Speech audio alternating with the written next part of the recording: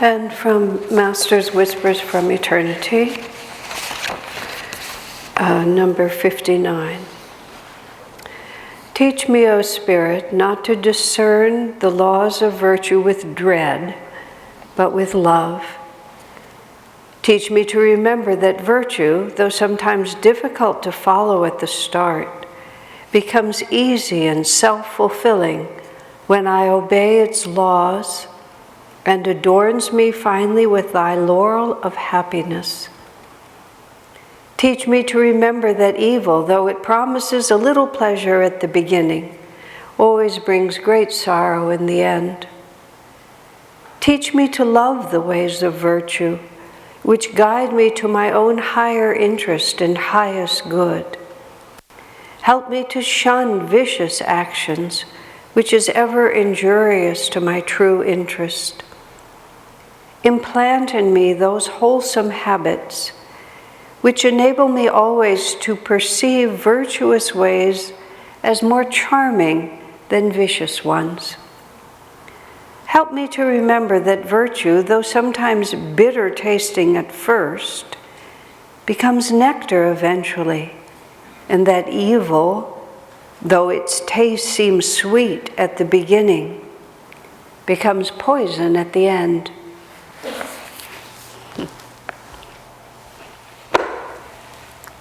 That's one of the whispers that I remember from the very beginning of my spiritual life, when I was trying to sort out, as we all do, what part of us gets to go with us on the journey to God, and what part of it gets to get left behind. And it seems so simple at the very beginning somehow, at least when one's knowledge is only intellectual and not so much life experience.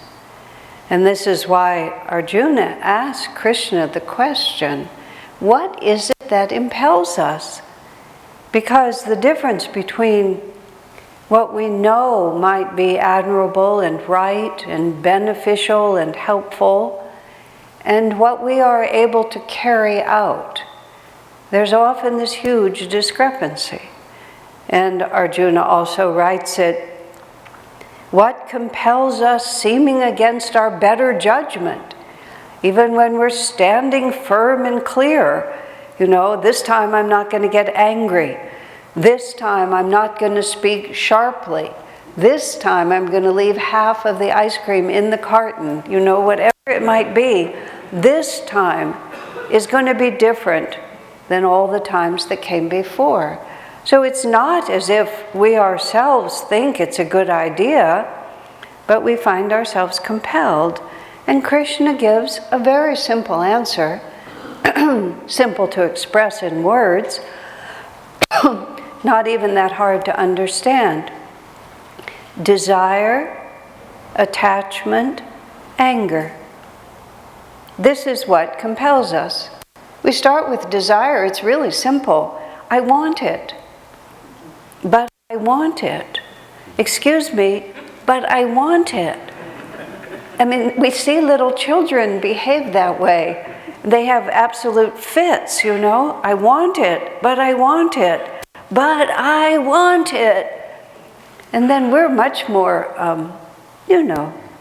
adult seeming about it. But the impulse is not so very different, is it? And it's really, really confusing. It's really confusing on the most fundamental level, because the world is inconveniently arranged for us to really understand where our happiness lies, what really causes us suffering, and what the heck God had in mind by making the whole thing in the first place. It's just impossible from an ordinary perspective. Much more, to speak a little bit more seriously for a moment, not that I'm not, but more grimly, I make it a habit not to read a lot of news. It's not that I'm uninformed. You can stay informed with just headlines and a glance every now and then. I don't go very deeply into it. Swami once said, reading the news is like listening to a lot of gossip. It's just things that you hear that you can't do anything about. So there's a certain element.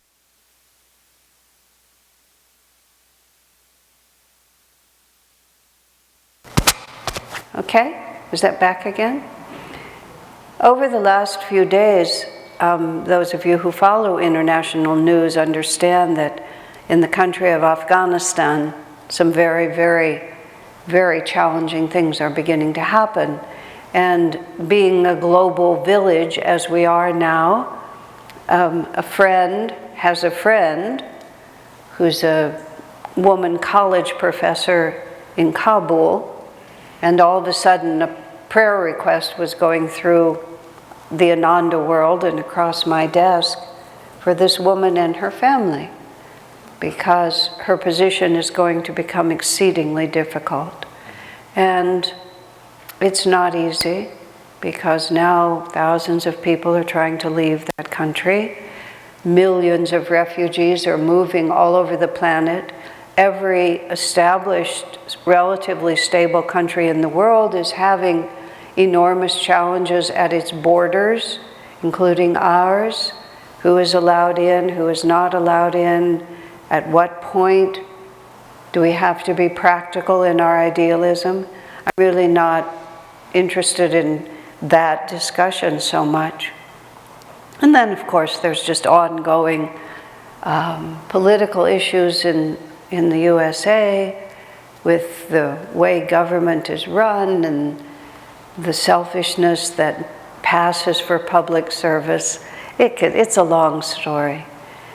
And simultaneously with this, Julie Hilburn was kind enough to send around a little short excerpt from a longer film about astronauts going to outer space and seeing planet Earth, and the profound mystical experiences that many of them had when they were able to step away enough from our ordinary preoccupations to see it from a bigger perspective. And there are lots of, in this little film, there's lots of, the film it comes from is called Planetary. It's really very interesting to watch. It ends up having to do with attunement to nature and many other very fine qualities. But in the process, you see all these pictures taken from space of the Earth and the way it moves and the way the weather moves around it and the oceans and the land and all of this. And you see what is the truth of it. It's a living organism, completely interrelated, and there's no place where you can carve it off and say that this piece can operate independently from this piece, these people can operate independently from that, this ocean is unrelated to that. It all comes out into a seamless whole, which is why those who have the experience of seeing it suddenly realize that everything I've been taught is somewhat wrong. Or perhaps everything I've been taught is wrong. You know, just the natural, instinctive way this world is organized for personal aggrandizement is just simply mistaken. But not just minorly wrong, profoundly, unbelievably, compellingly awful. When I think of this woman who has a family and her own life, and you know that these forces are moving in that have the intention of taking away from her everything that she spent her life building up, you can't help but ask the question, why? Why would one group of human beings who are fundamentally like us, who have friends and have mothers and fathers and wives and husbands, children, what is it that gets into their minds that makes them think that this is a good idea? And yet, in the world we live in right now, it's going on all around us. That's why I don't read the news very much. I do also receive the good news one, and I read the Far Side cartoons every morning. That's really my favorite part of the morning, and can be heard laughing out loud by myself in my room, because his perspective, although bizarre, I admit it's bizarre, but it also strikes me as funny a great deal of the time, because it steps outside the normal way of looking at things. Well, we come to the path of self-realization because of this compelling, well, I don't even know how to describe it. I was driven from a young age to find an answer that made more sense than the one that the people around me were offering me. And I was gifted, and it can only have been, I understand now, from countless lifetimes of bashing my head against wrong ways of living and finally noticing that it didn't actually work. That whereas the ways of vicious action look like they're going to bring me what I want, the self-restraint of virtue is actually the only path to happiness. But all of us, as we were given this free will by God to conduct the experiment, and we're on a planet now where people are conducting the experiment on many different levels of trying to understand what is happiness and what is sorrow, what produces right living, what leads in the end to disappointment. Because the fascinating thing about this story that we're in is that it ends. Everybody's life comes to an end, except for Babaji and a few of the others who figured something out that we don't know. But all the rest of us, we will just work as hard as we can to make it permanently just the way we want it, and at one point or another, it's just over. And nowadays, everybody going out of their bodies and then coming back, bring back this incredibly interesting news that none of it is what we thought it was. That the whole purpose of what we're doing has almost nothing to do with what we're doing, and only has to do with how we're doing it. What consciousness do we have? And the simplest question of all, how much have we loved? How much have we given of ourselves in the care and the upliftment of others? And this is the confusion. This is the fundamental confusion. We seem to think that if I get more of what I want, I will have more of what I want. But what we want is not really what is truly our own nature. Now, I can't answer the question as to why God made it so hard. When Swamiji asked Master whether or not we always reincarnate on earth, once we become earthlings, do we stay earthlings? You know, just from between in the astral world, do we just come shooting back to this planet? Master laughed at the question. He said there's countless material worlds that we can go to, countless inhabited planets. And then he said, if we just came back to the same planet every time, we would find out too fast. That's what Master said to Swami. Swami thought to himself, why would that be bad? Isn't that exactly what we're looking for? But there's this strange fact about life, and we can rebel against it. We can be angry at God. We can make up philosophical systems that make it different. It doesn't make any difference. That's all part of how we spend our time, waste our time, is that ultimately we have to accept that there are powerful divine laws that govern us. And all of us have experienced the answer to the question of today's sermon, is there such a thing as Satan? Yes, that's the answer. There you have it. You don't have to call it Satan. You can call it Maya, you can call it the devil, you can call it your own subconscious impulses, call it whatever you want. The fact is we are constantly being pulled in two directions. And one direction is expansive and uplifting, but requires commitment, requires energy, requires self-sacrifice, requires a certain amount of faith, all sorts of things we would rather not have to put out. And the other one just entices us to indulge. Wherever the energy is flowing, just go that way. And there's all these justifications. God made us this way. He wouldn't have made us this way if he didn't want us to do this, if we're thinking about God at all. But by their fruits you shall know them. That's what Jesus answered in the Bible when people said, how can you tell the true prophet from the false, the true teaching from the false? By their fruits. How does it work for you? How does it work for you? What is the result? And this is where this mystery begins to set in, and no one can answer it.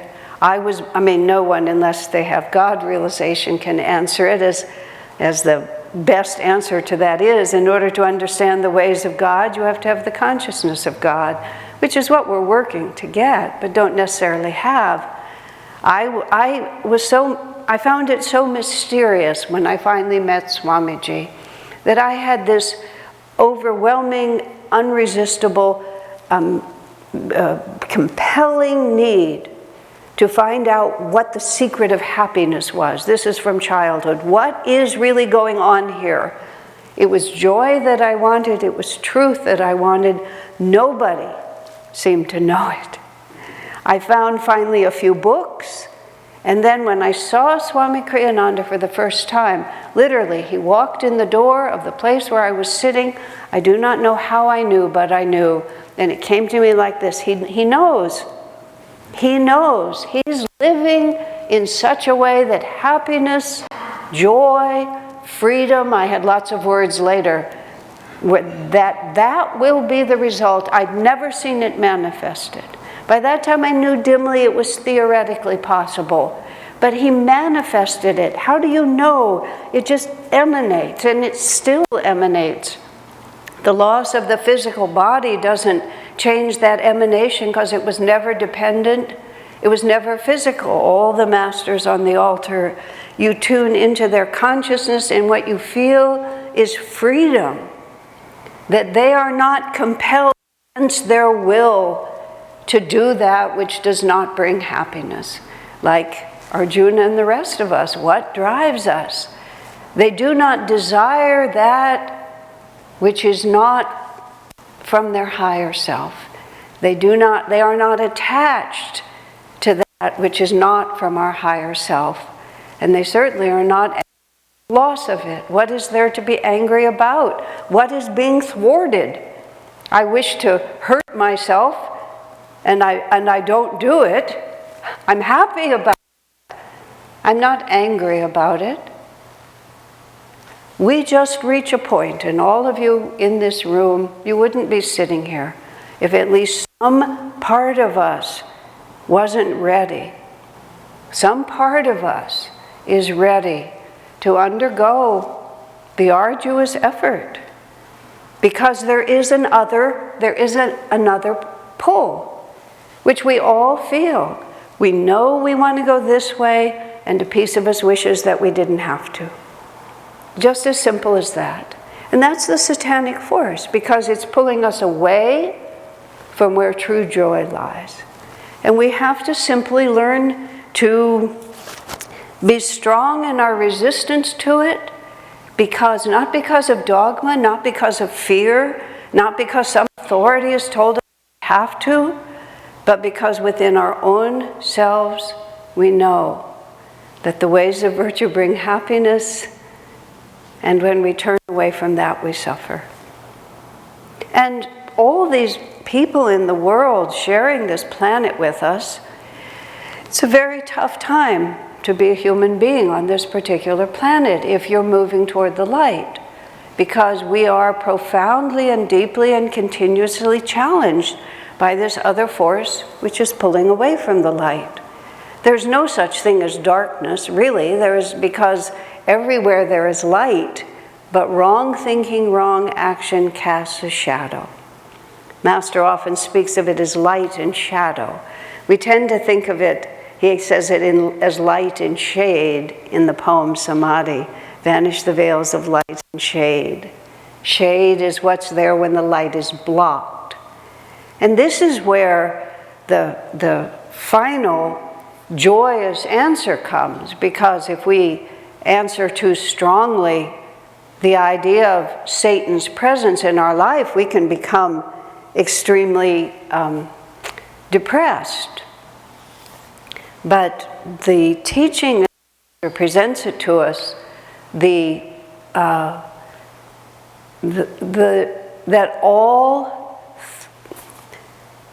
all thoughts are vibrations of consciousness that always exist. And that the idea that happiness lies in the shadow away from the light is simply an emanation that's in the universe. And the deep understanding that true joy comes when we attune to a greater reality is always emanating in the universe. More personally, I find it more magnetic to realize that the great masters are always sending that thought out, always. And when Master was living in his physical body, and Swami Kriyananda was there living with him, and on more than one occasion, Master showed Swamiji that he was completely conscious of everything that ever happened to Swami, every thought that he thought. When Swami expressed, surprise when Master spoke exactly about something that had happened at a great distance away from him, Swami said, you knew I had that conversation. Master said, I know every thought that you think. I mean, it's impossible, really, for us from our human perspective.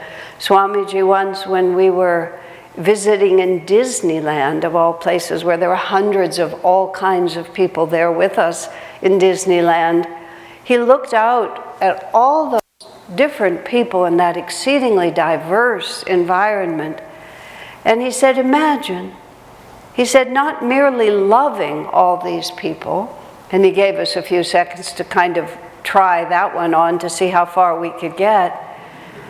He said, but actually imagine being every one of these individuals. Being as much inside their consciousness as you are inside your own. Swami said this was Master's state of consciousness.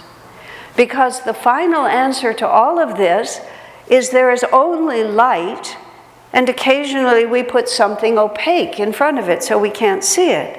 But when the opaqueness is removed, all that's left is the light of God. And this is what Master and Babaji and Jesus Christ and Buddha and Krishna and Swamiji, all of these great souls are constantly emanating this thought, just waiting for us to achieve it, to receive it. We don't have to suffer. We don't have to struggle. We don't have to be miserable. We do have to have lots of experiences that we wish we didn't have. Our desires do get thwarted, just like a little child's desires get thwarted. What loving mother would let the child have everything it wants? Children don't know what's good for them. They just know what they want. Does that sound a little familiar? You know? But the loving mother is very, very attentive.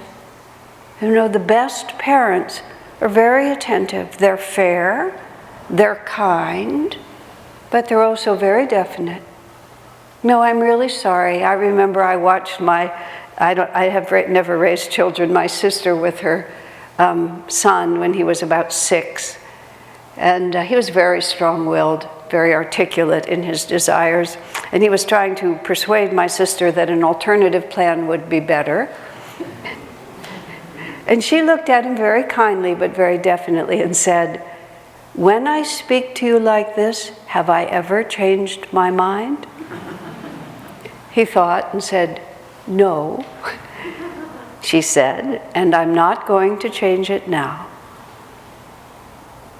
And we can argue all we want with Divine Mother. No, this time, this will make me happy. But the good news is, Divine Mother loves us too much. She loves us too much. And it breaks a mother's heart to see her children weep and wail. But she won't give in. When I speak to you like this, am I ever going to change my mind? No. I love you too much. And we have a choice. We always have a choice. We always have a choice as to which dimension of reality we're going to choose, because the shade is always telling us, come to this side. And the planet right now, there's lots of people all over in lots Lots of them have lots of power. They either have power of money or power of position or power of guns or whatever they have. They have lots of power and they're getting to test out. You know, how far can I go into the shadow and will it make me happy? And it seems like a good idea to them or else they wouldn't be doing it.